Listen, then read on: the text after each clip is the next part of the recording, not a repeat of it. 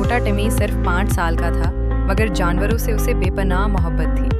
اس کا بہترین دوست الجھے بالوں والا کتا مکس ہمیشہ اس کے ساتھ ہوتا۔ پچھواڑے میں بلی وسکرز، نرم و نازک خرگوش بیلا اور عقل مند کچھوا اولیور رہتے تھے۔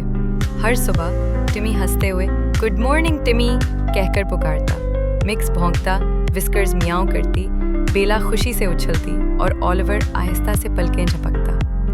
ایک دن ٹمی نے پچھواڑے میں اپنا خیالی چڑیا گھر بنایا۔ اس نے گتے کے بورڈز پر ربٹ ورلڈ اور ٹائیگر کیٹ جیسے نام لکھے۔ پڑوسی ٹمی کو فخر سے چڑیا گھر کی سیر کراتے دیکھ کر مسکراتے تھے۔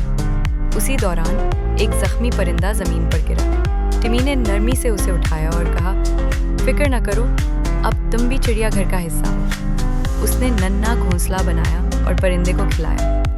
ایک ہفتے بعد پرندہ ٹھیک ہو کر دوبارہ اڑ گیا۔